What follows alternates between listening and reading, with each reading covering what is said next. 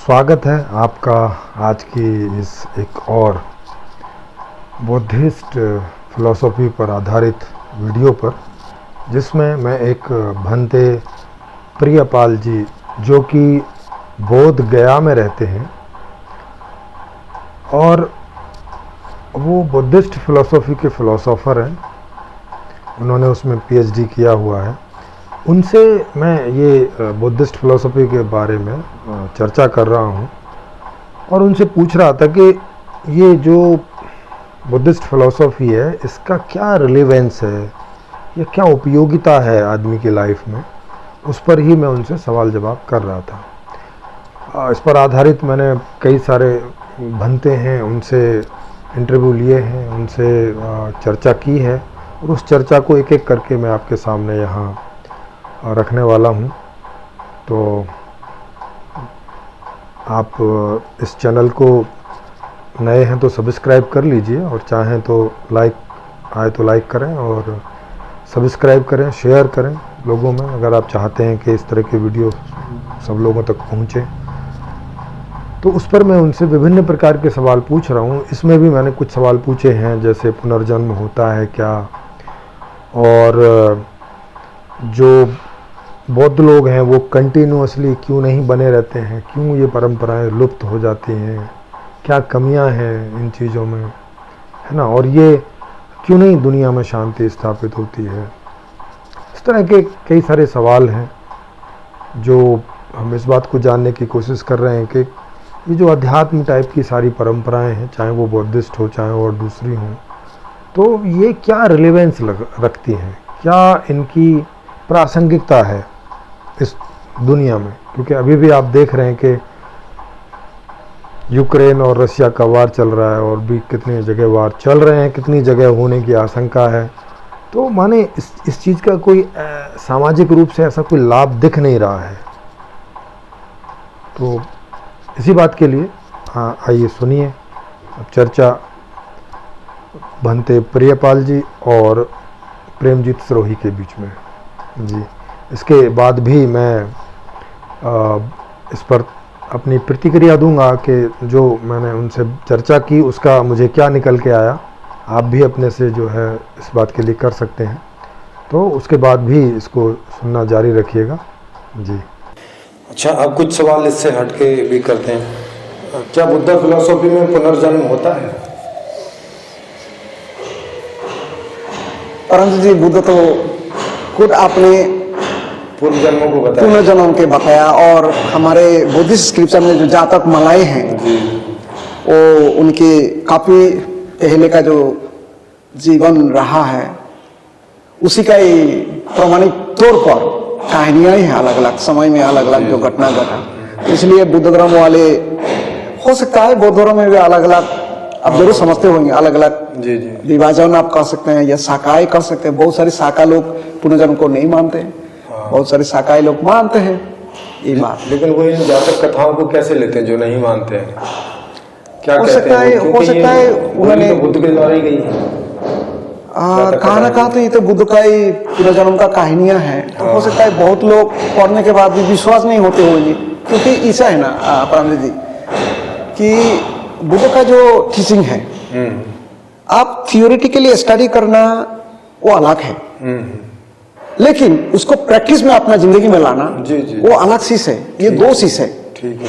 आप उन्होंने जैसे मेडिटेशन के बारे में बताया, आप ये मेडिटेशन के कई किताबें आप पढ़ लिए, बहुत सारी सूत्र पिटक में मेडिटेशन के बारे में सूत्र है। जैसे आप नाम से अगर हम कह दें, महासतिपतन सूत्र एक है कि आप कैसे मेडिटेशन अभ्यास करेंगे, कैसे ध्यान साधना करेंगे, या आनापाना सती सूत्र है। सूत्र पिटक में इस तरह का बहुत सारी सूत्र ही है जहां बुद्ध ने खास करके ध्यान अभ्यास करने के लिए या मेडिटेशन अभ्यास करने, मन को एकाग्र करने के लिए उसको तौर तरीका को बताया।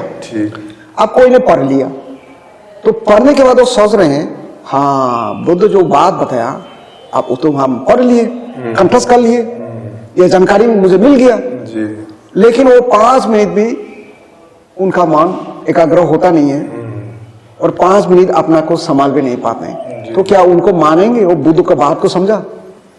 हाँ, जैसे आपसे पूछे हैं, आप तो काफी गहन साधना करते हैं, तो साधना के आधार पर आपको क्या लगता है कि पुनर्जन्म होता है? बिल्कुल होता है। जी ठीक है। और इसमें जो जीवन का उद्देश्य है वो आप क्या देख पाते हैं, जो ये समष्टिक जीवन है, मतलब हम सभी के जीवन की बात कर रहे हैं कॉमन रूप से, ऐसे व्यक्तिगत लक्ष्य नहीं, समष्टिक रूप से क्या कोई आपको लक्ष्य दिखाई पड़ता है जीवन का कि ये क्या पाना चाहता है? देखिए ये परमजीत जी, मैं इस तरह का देखता हूँ, हम लोग शुरुआती दौर में भी हम बताते हैं, ये जो इच्छा है, मतलब इच्छा शक्ति है हमको पाने का, हमको मिलने का, जी जी, ये जो एंडलेस डिजायर है कि हमको ये चाहिए, 5 गाड़ी है तो 20 गाड़ी होना चाहिए, 1 मठ है तो 10 मठ होना चाहिए, या भाई 1 कैमरा है तो 20 कैमरा होना चाहिए, ये जो चाहने का जो एंडलेस है, हम उसके पीछे दौड़ रहे हैं। और दौड़ते दौड़ते दौड़ते ये विश्व ब्रह्मांड को, हमारा मानव सभ्यता ऐसा एक स्तर पर लाया कि हम मजबूर हो रहे हैं ये ग्लोबल वार्मिंग के बारे में भी हम सोचे, ये हमारा जलवायु परिवर्तन के बारे में भी हम बात करने के लिए मजबूर हो रहे हैं। नहीं तो किस समय विश्व ब्रह्मांड हमारा जान को ले लेगा, उसका कोई पता नहीं चलता है, उसका कोई गारंटी नहीं है। तो आज हम उसमें पीछे जो दौड़ रहे हैं कि हमको ये चाहिए, हमको वो चाहिए, वो चाहिए, वो चाहिए, वो चाहिए, जो भाई एक देश का राष्ट्रपति बने हुए हैं या प्रधानमंत्री बने हुए हैं, उनका इससे कम नहीं हो रहे हैं कि हम और दूसरा कंट्री का भी प्रधानमंत्री बन जाए, दोनों देश का। तो ये जो चाहने का जो दौड़, इसका अगर लोग खत्म नहीं करेंगे तो आपको क्या लगता है ये जो इच्छा है इतना सब चाहने की, ये क्या नेचुरल है पीछे से, या यहाँ आके हो जाती है, पीछे से नहीं है, माने नेचर से नहीं है? ये जरूर बुद्ध भी ऐसा इस तरह का मानता है, क्योंकि हमारा जब शरीर है तो शरीर तो भोजन तो खो जाएगा ही। एक उदाहरण है, ये भी बहुत प्राकृतिक चाहत है, जिसको शायद मेडिकल लैंग्वेज में बायोलॉजिकल कहेंगे, वो लोग बायोलॉजिकल रिक्वायरमेंट कहेंगे कि भाई आप उसको भोजन नहीं दीजिएगा तो शरीर मर जाएगा। तो इसलिए ये चाहत है। लेकिन अब वो चाहत के लिए हम इतना ना ये कर रहे हैं जी, उस चाहत को पूरा करने के लिए अपना तौर तरीका इतना हम ढूंढे, इतना हम निकाल लिए, या हम इतना तौर तरीका बना लिया जी। आज ऐसा हो गया कि आपके सामने, मेरा सामने ग्लोबल वार्मिंग आकर खड़ा हो गया, जलवायु परिवर्तन कह रहे हैं कि तुम ऐसा कर रहे हो हमको कि हम भी ऐसा करते हैं आपके साथ जी। अब उसकी लड़ाई लड़ने के लिए हम मानव सभ्यता क्या तैयार है या तैयार नहीं है? तो एक चीज बुद्ध ने तो जरूर कहा, भाई ये जो चाहत को आप रोक सकते हैं। बोले कैसे रोक सकते हैं? उसका तौर तरीका उन्होंने बताया। जैसे उन्होंने भाई एक मार्ग बताया, जिनको बहुत लोग बुद्ध पंथा कहते हैं, बहुत बौद्ध लोग इसको अष्टांगिक मार्ग बताते हैं। उसको अष्टांगिक मार्ग के रूप में उन्होंने शब्दावली में या उस तरह का शब्दबद्ध कराया। तो ये जो अष्टांगिक मार्ग है, ये जो मध्यम पंथा है, अगर मध्यम पंथा को कोई फॉलो करते हैं, कोई अनुकरण करता है, अनुशीलन करता है, जरूर उसको बंद कर सकता है। लेकिन उसको कितना अंश में मान रहे हैं या अपनी जिंदगी में उसको, हाँ तो ये तो बहुत कम माना जा रहा है ना, ये तो क्योंकि सारी दुनिया में ही देखे हैं तो बहुत कम लोगों के द्वारा माना जा रहा है। माने एक तरह से नगण्य लोग हैं, माने गिनती पे गिन सकते हैं, बहुत थोड़े से लोग होते हैं। ज्यादातर लोग तो इच्छा के पीछे ही रहते हैं। तो अगर ये होंगे प्रेम जी, तो अगर इच्छा के पीछे दौड़ेंगे हम, हाँ नहीं वो तो ठीक है, लेकिन तो क्या कोई ऐसा तरीका नहीं है क्या अध्यात्म के अलावा? क्या कोई और ऐसा तरीका नहीं है कि आदमी का, मतलब सभी का ऐसा रेगुलेशन कुछ हो जाए जिससे कि वो इच्छा के पीछे ना दौड़े, मतलब बेवजह, एक जहां तक जरूरत है वहां तक तो ठीक है, बेवजह ना दौड़े उसके पीछे। क्या ऐसा सबके लिए कुछ हो सकता है क्या? क्योंकि ये तो वो हो गया अध्यात्म वाला के जिसको चलो ठीक है समझ में आ रहा है, और फिर उनको हमें ये भी बताना पड़ता है, ये भी बताना पड़ेगा कि जीवन का उद्देश्य क्या है। क्या जीवन का उद्देश्य निर्वाण या मोक्ष पाना है या क्या है? मतलब क्योंकि उसी के हिसाब से आदमी तय करता है ना कि मैं क्या करूं। जैसे एक उदाहरण मैं देता हूं आपका प्रेमजीत जी, कि 20 साल पहले ये जो मोबाइल आपके पॉकेट में है या मेरा हाथ में जो है, ठीक है, ये मोबाइल बहुत ज़रूरी चीज़ हो गया आजकल। एक दूसरे से बात करने के लिए, एक दूसरा से क्या कहता है, संवाद करने के लिए ये जरूरत हो गया। अगर वो मोबाइल नहीं रहते तो आप भी हमारा से कैसे संपर्क करता? जी जी करते, ये तो जरूरत पड़ गया। लेकिन आज ये एक साइंटिफिक मशीन है जी जी, अब उस मशीन को इस तरह का भी लाया। बहुत सारी यंग जनरेशन उसमें ये हो रहे हैं, जैसे उसमें कई मोबाइल का गेम है, बहुत सारी चीज है तो इंग्लिश में करा रहे हैं ना। जी जी, अब मान लीजिए ये जो यंग जनरेशन जो नहीं समझ रहे हैं उसको दुरुपयोग करने से क्या परिणाम दुष्परिणाम हो सकता है, लेकिन उसके अगर ये जो मोबाइल गेम के एक झुकाव है या उसमें अगर भागदौड़ कर रहे हैं तो इसके तो सर्वनाश होगा परिणाम। हाँ तो ऐसा कुछ हो जाए ना जो ये रेगुलेशन हो, मतलब चीजें आए नहीं लेकिन ये नुकसान ना करें। तो ये मुझे लगता है एक चीज आप उसके कह रहे हैं, जो हमारे राज्य लेवल पर या केंद्र लेवल पर जो हमारे गवर्नमेंट है उनकी तो एक वो जो साइंटिफिक डेवलपमेंट का जो एक या जो भी टेक्नोलॉजिकल डिपार्टमेंट ऑफ टेलीकम्युनिकेशन जो डिपार्टमेंट है जी जी, उसके द्वारा रेगुलेट आप कर सकते हैं कि ये जो मोबाइल गेम जो आ रहे हैं मोबाइल के साथ ये मार्केटाइज को आप रोकवा सकते हैं, रेगुलेट कर सकते हैं। हाँ वो तो ऐसा कोई प्रोग्राम उनको बना के देना पड़ेगा ना, क्योंकि वो लोग तो अपने से बनाते नहीं, क्योंकि वो लोग तो कोई ज्ञानी पुरुष है नहीं है ना। जो प्रेसिडेंट लोग हैं, जो प्रधानमंत्री लोग हैं, वो तो कोई बहुत ज्ञानी होते नहीं, वो तो वैज्ञानिक भी नहीं होते है ना। तो वो लोग तो जो कर सकते हैं वो तो कर रहे हैं।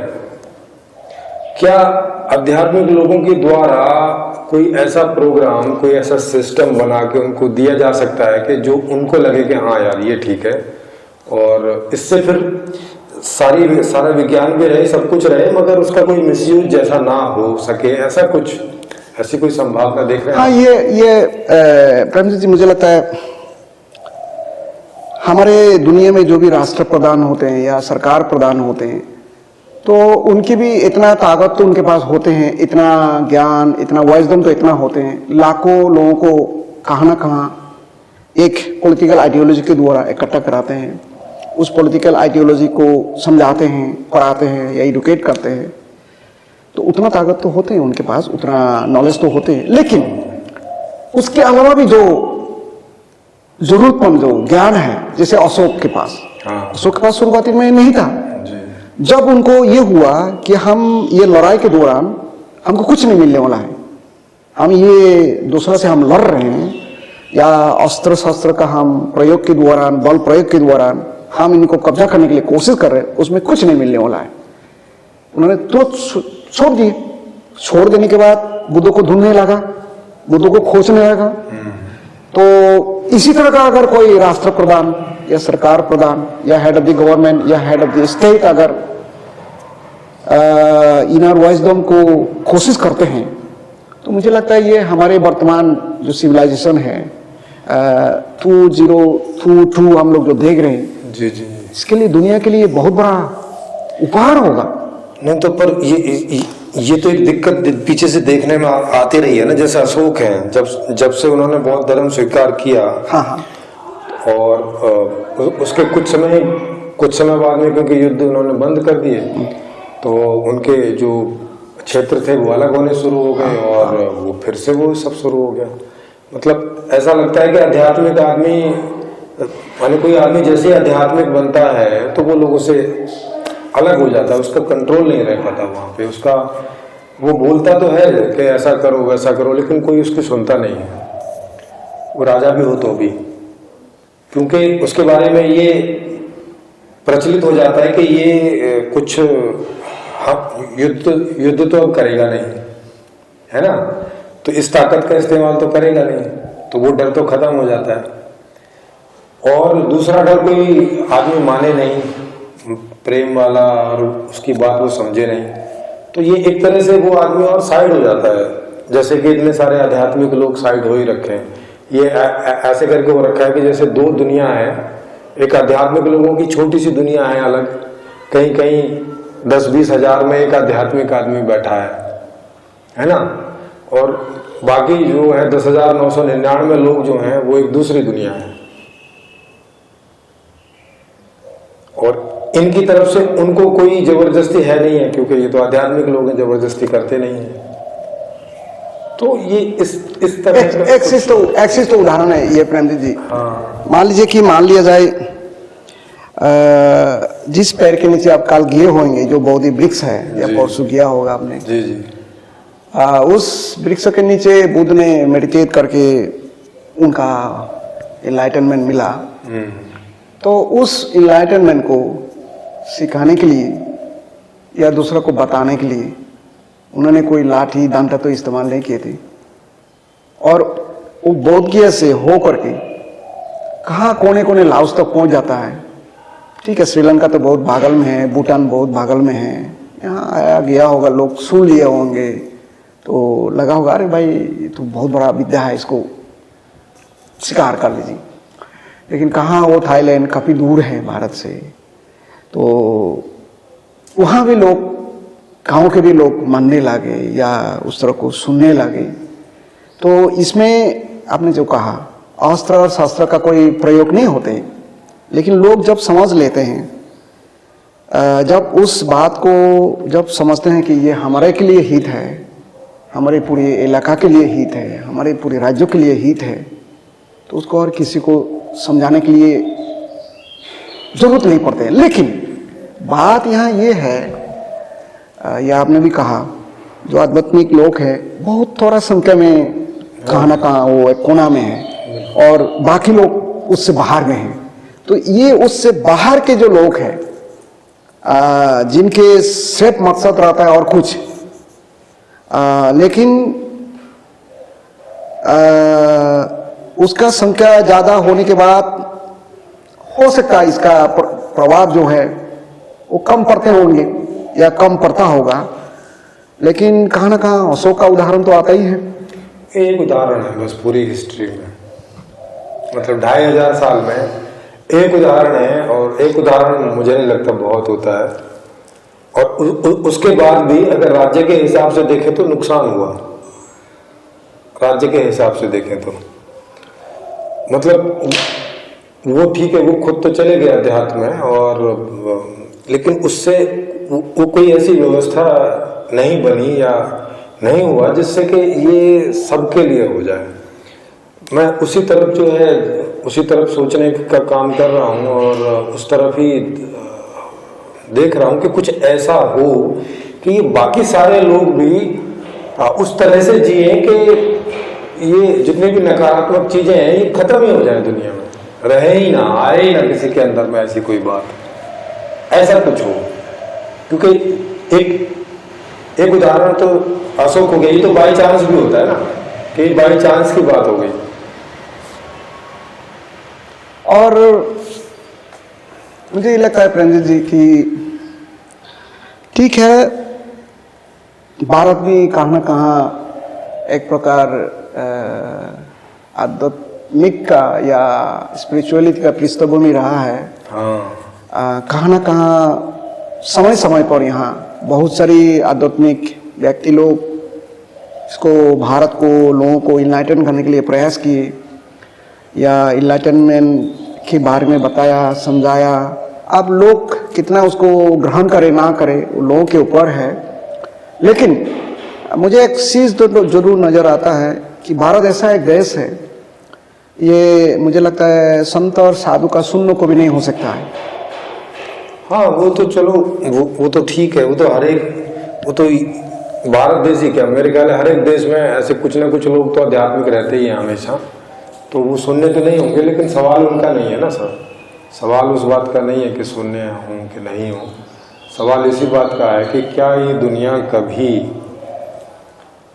पूरी तरह से शांति प्रिय हो पाएगी या कि बस कुछ ही लोग शांति प्रिय रहेंगे, सवाल इस बात। हाँ प्रेम जी, मैं उसमें मुझे लगता है ये कहाँ ना कहाँ वहीं हम लोग को जाना पड़ेगा।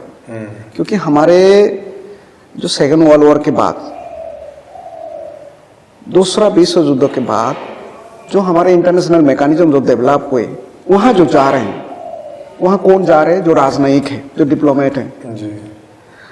आपके देश से, मेरा देश से, या श्रीलंका से, या आपका थाईलैंड से, या आपका रसिया से, या यूक्रेन से जो आ रहे हैं, वो राजनयिक है, डिप्लोमेट है।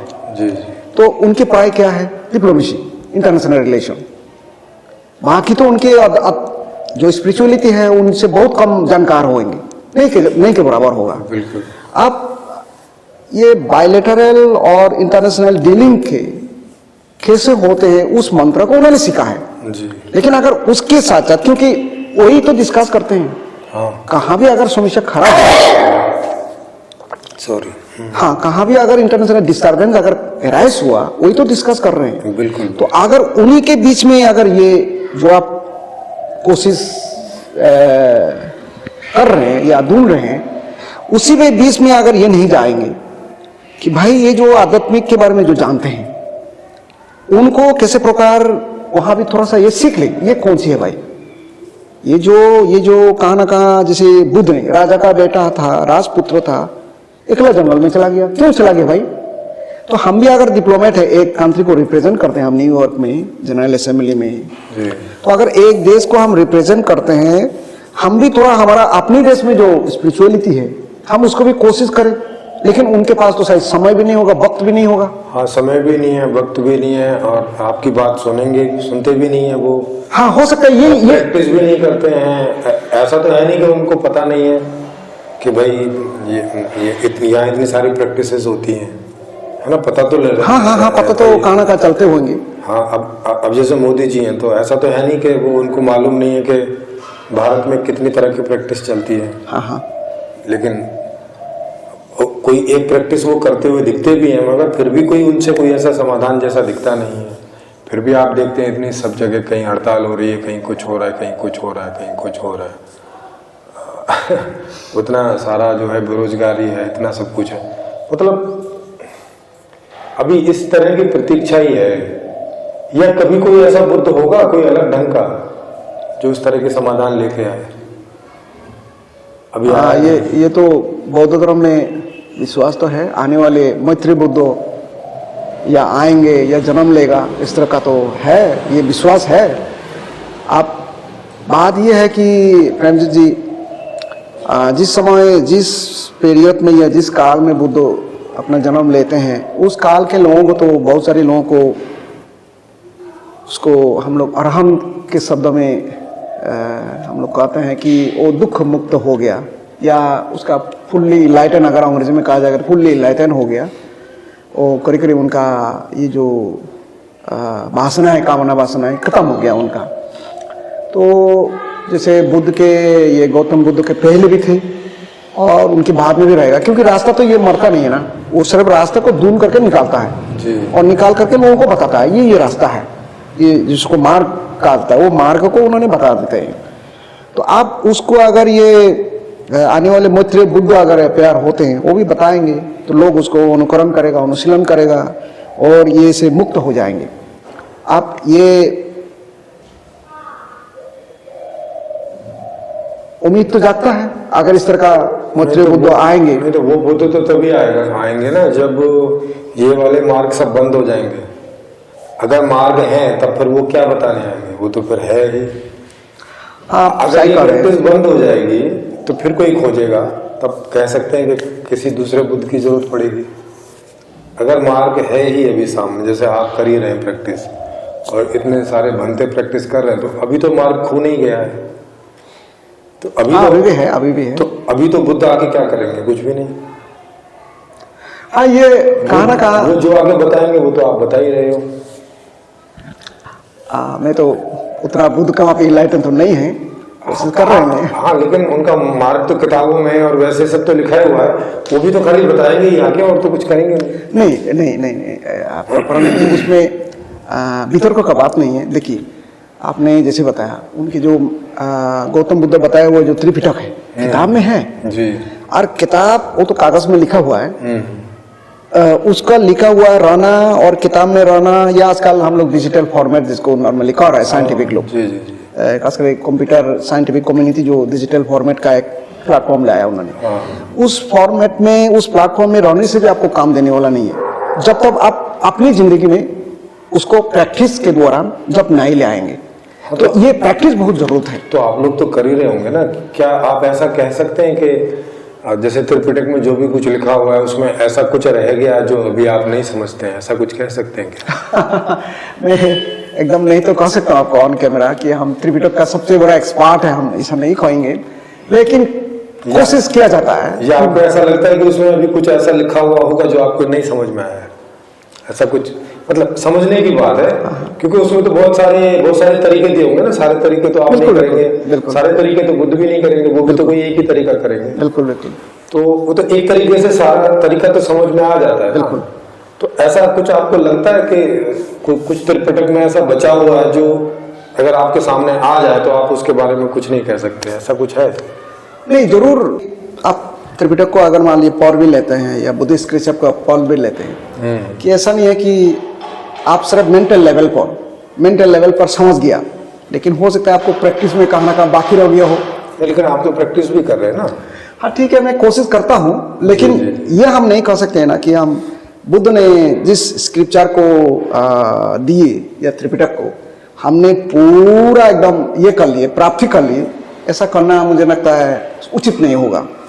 हाँ, प्रयास जरूर है। और आपकी एक चीज़ है, ये त्रिपिटक में ऐसा बात बुद्ध ने कहा है जो आपका सिर्फ मेंटल लेवल पर नहीं है, जो आपका फिजिकल लेवल पर नहीं है, दोनों कंबाइन।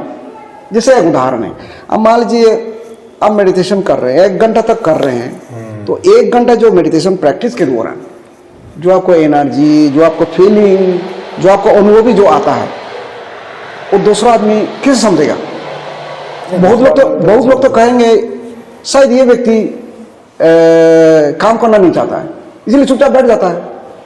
यह व्यक्ति को शायद पसंद नहीं है दुनिया को, यह निराशावादी है, कोई आशा नहीं देखता है दुनिया में, इसलिए चुपचाप बैठ जाता है। बहुत लोग कहेंगे भाई ऐसा भी दृष्टि रखने वाला आदमी है, बुद्ध के समय में भी था। बुद्ध को भी कहा बहुत लोग ने कि आपका इतना ताकतवर शरीर है, आप काम नहीं करते हैं, सिर्फ पैर के नीचे आराम करते रहते हैं, बहुत लोग कहा।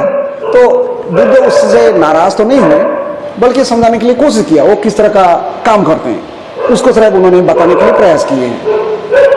अच्छा, एक आखिरी सवाल, बुद्ध के बाद में तो लगातार बुद्ध होते रहने चाहिए? हाँ बिल्कुल होना चाहिए। तो लेकिन ऐसा दिखाई नहीं पड़ता। जैसे अभी हम स्कूलों में देखें तो वहाँ पे स्कूल की परंपरा चली, तो अब वैज्ञानिकों की संख्या हम देख रहे हैं कि दिन पे दिन बढ़ती जा रही है। वैज्ञानिक, इंजीनियर, मेडिकल डॉक्टर, मतलब जितने भी सारे फील्ड हैं शिक्षा के, उसमें उसके जो विद्वान हैं, उसके जो प्रैक्टिशनर हैं, सबकी संख्या बढ़ रही है, क्योंकि एक परंपरा चल रही है। तो बुद्धिस्ट परंपरा भी चल रही है, तो उसमें लगातार कोई ना कोई बुद्ध तो बने रहना चाहिए ना। जैसे एक बुद्ध ने 10,000 लोगों को शिक्षा दी, तो उनमें से क्या एक भी आदमी इस योग्य नहीं हुआ कि वो बुद्ध बन जाए और फिर ऐसे लगातार बुद्ध रहते चले आए कोई ना कोई? हाँ, ये इस तरह का है परम जी। ये अगर कोई बुद्ध अगर बनना भी चाहेगा, वो ऐसा नहीं है कि जन्म लिया और बन गया, उनकी कई पारमिता ही उसको फुलफिल करना पड़ता है। आपका बहुत पारमिता ही वगैरह है। नहीं तो केवल प्रैक्टिस से, साधना से नहीं होता है, पारमिता भी पूरी करनी पड़ेगी, तभी समझ में आएगा। हाँ, ये आप सही कहा। जैसे एक उदाहरण आपने डॉक्टर के बारे में बताया, इंजीनियर के बारे में बताया। मान लीजिए एक कोई सर्जन डॉक्टर होगी, मेडिकल डॉक्टर, जो एक पेशेंट को ये कहाँ ना कहाँ ऑपरेशन करने के लिए जब ले जाते होंगे उनको ऑपरेशन रूम में जी, तो या कहाँ भी उनका बीमारी है या उसको ऑपरेट करके काट करके फेंक देना है जो इन्फेक्टेड एरिया है, तो उसके नज़र में तो यही होगा कि ये पार्ट जो है या इस पार्ट में बॉडी में इनका मतलब गलती हो गया या पॉइजन हो गया, जो भी हो गया, उसको काट करके फेंकना है। डॉक्टर कोशिश वही करेगा, उसमें बैंडेज मुझे जो लगाना है वो लगा देगा या जो भी करना है उनको कर देगा, जो मेडिकल टेक्निक में जो बताया गया वही करेंगे। लेकिन अगर एक बौद्ध भिक्षु होंगे, उसमें ऑपरेशनल पार्ट तो उनको पता नहीं है, मालूम भी नहीं है, वो उनको देखेंगे, देखिए ये शरीर जो है कितना मतलब खनिक के इम्पारमेंट है, कहने का मतलब बहुत कम समय के लिए है या 50 साल के लिए, 50 साल के अंदर में भी कितना बीमारियां उसमें आ गया, कितना इन्फेक्शन आ गया। और बौद्ध भिक्षु होगा तो उनमें ये नजर आएगा, ये शरीर हो सकता है ठीक है, थोड़ा के लिए अभी चिकित्सा के दौरान या ऑपरेशन के दौरान ठीक किया गया, मेरामती किया गया, लेकिन हो सकता है काल और कुछ बीमारियां इसमें इन्फेक्शन कर देगा। तो उन्हीं में एक मेडिटेशन का टेक्निक है। अब वो डॉक्टर है, उसको तो पता नहीं है वो जो टेक्निक है। अगर उसको पता होती डॉक्टर को, तो हो सकता है वो बौद्ध भिक्षु का जो नॉलेज है उसको भी उनके पास होता। हाँ। लेकिन नॉर्मली वो तो उसके लिए नहीं है, उसके नजर जाएगा भी नहीं उनका। तो यही कमियां हैं। अब इसको कैसे हम लोग कॉम्बिनेशन कैसे किया जाए, जैसे बात हो रही थी जी। कि भाई ये इंटरनेशनल लेवल पर जो हम लोग को आज देखने को मिल रहा है, जिस तरह का इंटरनेशनल पीस कैसे स्टैब्लिश हो, उसके बारे में कैसे सोचा जाए, उसके बारे में कैसे सिर्फ ये आपका यूट्यूब चर्चा के द्वारा नहीं है, प्रैक्टिकली कैसे लिया जाए। तो ये मुझे लगता है ग्लोबल कम्युनिटी के लिए ये हमारे बहुत बड़ा एक चैलेंज है। आज ये चैलेंज को मार्च महीना 2022 अब और मैं इस डिस्कशन के द्वारा यहाँ लाया। जी। अगर इसमें जगह जगह में, पूरे दुनिया में हर एक जगह में अगर चर्चा करें, मुझे लगता है जी। तो हो सकता है एक जब मतलब ग्लोबल कम्युनिटी अगर इसका चर्चा करेंगे कि भाई हमारा लड़ाई जो है, जी। हमारा ये जो हम आर्मर व्हीकल भेज रहे हैं, मिलिट्री ऑपरेशन भेज रहे हैं, उसमें नहीं होना चाहिए हमारे लड़ाई, बल्कि ये जो ग्लोबल वार्मिंग है, हमारे लड़ाई जो है क्लाइमेट चेंज है, हम कैसे लड़े उसको, कैसे हम चुनौती दें। मुझे लगता है आपको और मेरा लिए और ये भारतवासी विश्ववासी के लिए शांति का अलावा। हाँ देखो, ये तो अब जाएगा यूट्यूब पे। जी, जैसा कि आपने ये चर्चा सुनी बनते प्रियपाल जी के साथ में परमजीत सिरोही की, आप देखेंगे कि भंते प्रियपाल जी भी इस बात को मानते हैं, समझते हैं कि अभी तक जो बुद्धिस्ट फिलॉसफी है वो कोई इस प्रकार के समाधान नहीं दे पाई जो सामाजिक लेवल पर हो सके, है ना। ये इस तरह का तो देती है कि ठीक है, जो कोई इसकी स्टडी करता है या इसकी साधना वगैरह करता है तो चलो उसे ये जो इच्छाओं की के पीछे भागना या उस तरह की, मतलब जो जीने के अलावा जो लग्जूरियस टाइप वगैरह वगैरह किए, तो वहाँ वो उनको उनकी प्रेरणा को कम करती है ना, उनके एफर्ट को कम करती है और उन्हें कुछ ऐसी साइकोलॉजिकली शांति बनाए रखने में मदद करती है, ऐसा सोच के कि ठीक है भाई क्या भागना इनके पीछे, तो इस तरह की उनको कुछ थोड़ी बहुत ऐसे समझ आ जाती है। लेकिन आपने देखा, मैंने भी देखा कि सामाजिक स्तर पर इसका कोई लाभ नहीं है, क्योंकि इन आध्यात्मिकता के पीछे मुझे नहीं लगता कि कोई 10-20 हज़ार में से एक आदमी मुश्किल से जाता होगा, तो उसको तो गिनती करना कोई बहुत मतलब की बात नहीं है। और ये केवल वही नहीं है कि जो प्रैक्टिस करते हैं इस तरह की, वही उनको इस प्रकार की शांति रहती है। ऐसे आप कई लोगों को देखेंगे जिन्हें स्पिरिचुअलिटी से कोई मतलब नहीं है, नास्तिक भी हैं बल्कि वो, तो फिर भी इस प्रकार का एक साइकोलॉजिकल संतोष उनको रहता है, क्योंकि ये बातें डोमेन में घूमती रहती हैं कि भाई जितनी चादर उतने पैर पसारो, थोड़े में संतोष करो, है ना। ये बातें बचपन से हम लोग सुनते चले आते हैं और कई लोगों को ये थोड़ा बहुत अपील करती हैं और वो नहीं दौड़ भाग करते उस तरह की। तो ये, लेकिन ये 2% लोग होते हैं, इससे ज़्यादा नहीं। बाकी सारे लोग इस दौड़ में लगे रहते हैं सुख पाने की। और चलो ये तो उनके लिए हो गई जो अमीर लोग हैं, लेकिन जिनके पास ढंग से खाने को नहीं है, ढंग से जो जीवन की मौलिक सुख सुविधाएं भी हैं, शिक्षा हुई, मेडिकल हुई, भोजन हुई, आवास हुई, सड़क, बिजली, पानी इत्यादि हुई, ये जो मौलिक आवश्यकताएं भी हैं वो भी तो नहीं है उनके पीछे, है ना। क्यों नहीं है? क्योंकि बेरोजगारी है, काम ही नहीं है, तो उनको कुछ काम नहीं कर सकते, तो कुछ उनको तनख्वाह या कोई आय नहीं होगी तो वो कुछ खरीद नहीं सकते। जो राज्य और केंद्र सरकारों की जो योजनाएं रहती हैं गरीबों के लिए कि भाई इतना चावल दे दो, इतना गेहूँ दे दो, बस उस पर उनकी ज़िंदगी चलती रहती है, उसी की लाइनों में वो लगे रहते हैं हर महीने जाके।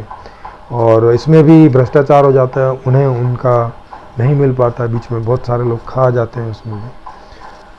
तो इन सब चीज़ों के लिए बुद्धिस्ट फिलॉसफी में कोई उपाय नहीं है। अब जैसे वो कहते हैं कि भाई अगर जो जितने भी नेता हैं अगर वो आध्यात्मिक लोग हों, लेकिन ऐसे कोई तरकीब भी नहीं देते कि आध्यात्मिक लोग ही उस पोस्ट पर पहुँचे, ऐसी कोई व्यवस्था भी ये लोग नहीं दे पाते, या उन्हें आध्यात्मिक कर सकें ऐसी भी कोई व्यवस्था नहीं दे पाते। अब जैसे दलाई लामा ही हैं, कब से कोशिश कर रहे हैं कि वो जो यहाँ शरण लिए हुए हैं भारत में, उन्हें उनका तिब्बत मिल जाए, उन्हें और उनके लोगों को। कितने तरफ जाते आते हैं, कौन उन्हें नहीं जानता है, सब जगह है उन्होंने बात की है जहाँ भी उन बात की जा सकती है, लेकिन उसके बावजूद भी रिजल्ट वही, ढाक के 3 पात या ऊँट के मुंह में जीरा जैसा, कुछ प्रोग्रेस भी बोले तो। मतलब ऐसा कोई उपाय नहीं है इन बुद्ध, भंते, लामा, अरहंत के पास, ऐसा कोई उपाय नहीं है कि जो इस सामाजिक तौर पे लगा दें और जो परिणाम ये चाहते हैं कि भाई आदमी अहिंसा में जिए, आदमी शांति में जिए, आदमी झूठ ना बोले, आदमी चोरी ना करे, आदमी संग्रह ना करे, आदमी परेशान ना हो, आदमी को अंदर कन्फ्लिक्ट पैदा ना हो, ये इस तरह का इनके पास कोई उपाय नहीं। तो ये बनते प्रियपाल जी भी इस बात को मानते हैं, और वो बता रहे थे कि कभी कोई भविष्य में कोई मैत्री नाम का बुद्ध होगा, वो शायद इस प्रकार के कोई समाधान कर पाएगा, पर वो तो स्टोरी ही है। जब अभी के बुद्ध ने इस प्रकार के समाधान नहीं किए तो आगे बुद्ध की ही परंपरा में कोई आएगा, इसकी संभावना दिखती नहीं अभी तो। ये है। लेकिन मैं आप लोगों से कुछ कहना चाहता हूँ कि मैंने इसका समाधान ढूंढ लिया है। मैंने इसका समाधान इस तरह से ढूंढ लिया है कि वो सामाजिक लेवल से हो जाएगा। मैंने एक ऐसी व्यवस्था का ताना बाना बुना है जिसका नाम है संपूर्ण समाधान। उसका लिंक आपको इसके डिस्क्रिप्शन बॉक्स में मिल जाएगा। इसकी किताब का भी लिंक, इसके ऑडियो बुक का भी लिंक, जिसको आप फ्री में जो है सुन सकते हो, फ्री में उस PDF को डाउनलोड करके पढ़ सकते हो। उसमें मैंने इस प्रकार की व्यवस्था दी है कि जिससे सभी लोगों को बिना कोई तपस्या किए, बिना कोई साधना किए, बिना कोई त्रिपिटक पढ़े या बिना कोई पाठ किए या बिना किसी प्रकार की प्रैक्टिस किए, स्वाभाविक रूप से आदमी सच्चा होगा, आदमी इकट्ठा नहीं करेगा कुछ भी, आदमी कोई अपराध नहीं करेगा, भ्रष्टाचार नहीं करेगा। जब झूठ नहीं बोलेगा तो बाकी तो क्या कर सकता है अपराध, और सभी प्रकार के सुख सुविधाएं उसको सदा ही उपलब्ध होंगी। इस प्रकार की एक व्यवस्था मैंने लिखी है, उसको आप चाहें तो इसमें पढ़ सकते हैं, सुन सकते हैं। और एक ओपन मंच का निर्माण भी हम लोगों ने कर रखा है। ओपन मंच का मतलब है कि वो खुला एक मंच है ऑनलाइन। उसके लिए आपको कहीं आना जाना नहीं है फिजिकली आप जहां हैं वहीं से उसमें ऑनलाइन रूप से सम्मिलित हो सकते हैं। वक्ता के रूप में भी सम्मिलित हो सकते हैं, श्रोता के रूप में भी, माने दर्शक के रूप में भी आप सम्मिलित हो सकते हैं। उसमें आकर आप हम लोगों से सवाल पूछ सकते हैं, या आपके पास कोई कॉन्सेप्ट है या कोई बात है उसे आप वहाँ रख सकते हैं, है ना। इस तरह से पूरी तरह से वो ओपन है। बस आप हमें दिन और समय बताएंगे और आप किस रोल में आना चाहते हैं, वक्ता के रोल में या प्रश्नकर्ता के रोल में, तो आप हमें बताएंगे। और श्रोता के रूप में उसमें बिना बताए भी आप जो है ज्वाइन कर सकते हैं। उसका लिंक सदा ही मिलता रहता है, या आप यहाँ सब्सक्राइब और घंटी का बटन दबा देंगे तो जैसे ही यहाँ पे चर्चा के लिए कोई भी वीडियो डलता है या ऑनलाइन जो चर्चा होती है उसका पहले से ही डाल दिया जाता है, तो उसका नोटिफिकेशन आप तक पहुँच जाएगा और आपको मालूम चल जाएगा कि फला टाइम पे ये ऑनलाइन चर्चा होने वाली है। तो उस समय आप उसमें जुड़ के और उसको सुन सकते हैं, और वहाँ पर कमेंट्स में अपने क्वेश्चन भी डाल सकते हैं, या वहाँ पर जुड़ने के लिए लिंक भी डाला जाता है वक्ता के अपनी बात रखने के बाद में, तो आप वहाँ जुड़कर भी सीधे वहाँ पे प्रश्न पूछ सकते हैं। इस तरह का एक ऑनलाइन ओपन मंच हम लोगों ने खोला है। इसका नाम है ULM ऑनलाइन ओपन मंच।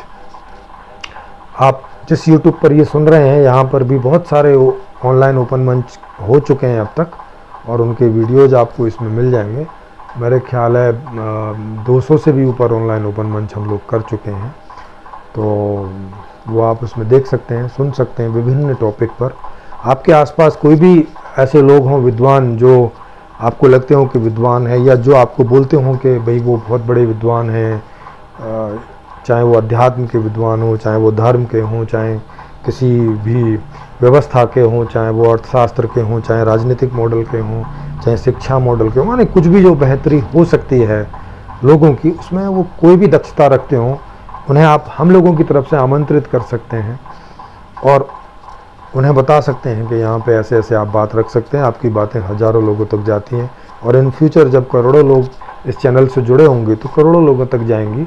और आज की भी बात जो रिकॉर्डेड है, जो अभी थोड़े लोगों तक जाती है क्योंकि नया नया चैनल है, जब इस पर करोड़ों लोग जुड़ जाएंगे तो ये बातें उस समय करोड़ों लोगों तक ही जा रही होंगी जो आज रिकॉर्ड हो रही हैं, आज जिन पर चर्चा हो रही है। तो आप चाहें तो अपनी बात यहाँ रख सकते हैं या हमसे उसी प्रकार से सारे सवाल जवाब कर सकते हैं। तो मैंने पूरी इस प्रकार की एक व्यवस्था लिखी है जो आगे सभी प्रकार के दुखों को समाप्त कर देगी आदमी के जीवन से और सभी प्रकार के सुखों को स्थापित कर देगी आदमी के व्यक्तिगत एफर्ट किए बिना। आदमी में कोई कमी नहीं है, कोई प्रॉब्लम नहीं है। जो प्रॉब्लम है वो है सही व्यवस्था का ना होना, जो मैंने लिख दी है, और वो 2029 तक आ सकेगी। हम लोग इस प्रकार का पूरा एक उसका लाने का एक रोड मैप भी दे के चल रहे हैं कि कब तक ये लोगों तक पहुंच जाएगी और आधे से ज़्यादा लोग इसमें सहमत हो जाएंगे। फिर हम लोग एक पॉलिटिकल पार्टी के इलेक्शन के लिए जाएंगे और आधे से ज़्यादा लोग जब सहमत हो जाएंगे तो वो इसमें वोट करेंगे और अगर आधे से ज़्यादा वोटर्स इसको वोट देते हैं तो 500 से भी ज़्यादा एमपी इसके जीत कर आ जाएंगे और वो वहाँ जाके इस नई व्यवस्था को पुरानी व्यवस्था से आराम से रिप्लेस कर देंगे। ये पहली ऐसी व्यवस्था होगी जो पहले लोगों के पास जा रही है और आधे से ज़्यादा लोग जब सहमत होंगे, जिनका बहुमत होगा इस बारे में, तब ये अप्लाई होगी, अप्लाई करने के लिए जाएंगे। तो दुनिया में ये पहली ऐसी व्यवस्था होगी जो पूर्णतया लोकतांत्रिक है और पूर्णतया लोकतांत्रिक प्रक्रिया के द्वारा लाई जाएगी। इसकी जो सत्ता की जो पावर होगी वो 24 घंटे जनता के हाथ में रहेगी। आज की तरह नहीं कि बस 5 साल में एक बार लोगों ने वोट कर दिया और उनकी ताकत जो है वो नेताओं के पास चली जाती है। उस व्यवस्था में सारी ताकत जनता के पास रहेगी हमेशा। नेताओं के पास केवल इसको ऑपरेट करने की ताकत रहेगी कि वो इसको ऑपरेट करेंगे और कुछ नहीं। तो ये कैसे रहेगी, क्या व्यवस्था है, उसको जानने के लिए आपको इन बुक्स को पढ़ेंगे या सुनेंगे। और जिन्हें पढ़ने और सुनने में कोई दिक्कत है तो कुछ वीडियोज़ के लिंक भी इसमें रहते हैं, जो बेसिक वीडियोज़ हैं, 2-3 वीडियोज़, तो उनका लिंक इसमें डाला रहेगा। उसको सुनिए, उसको सुनकर आपको जिज्ञासा हो सकती है कि नहीं इस किताब को पढ़ें या सुनें। अगर ऐसा भी नहीं कर पाते हैं तो आप 5-6 महीने तक जो भी वीडियो जिस पर डलते रहते हैं उन्हें भी अगर आप सुनते रहेंगे तो भी आप इससे वाकिफ़ हो जाएंगे। आपको समझ में आ जाएगी ये क्या व्यवस्था है और आपके लिए सही है कि नहीं। आप अपनी राय बना सकेंगे और फिर उस आधार पर इसके लिए आप वोट कर सकेंगे जब इसकी ज़रूरत होगी। आप सभी का बहुत बहुत धन्यवाद इसको सुनने के लिए। अगर आपको अच्छा लगे तो इसको आप सब्सक्राइब करें, लाइक करें, शेयर करें लोगों के बीच में, ताकि ये ज़्यादा से ज़्यादा लोगों तक पहुँचे और जल्दी से जल्दी इस व्यवस्था को आने की बात आगे बढ़े। आप सभी का बहुत बहुत हार्दिक धन्यवाद इसमें जुड़ने के लिए। फिर मिलेंगे किसी अगले टॉपिक पर।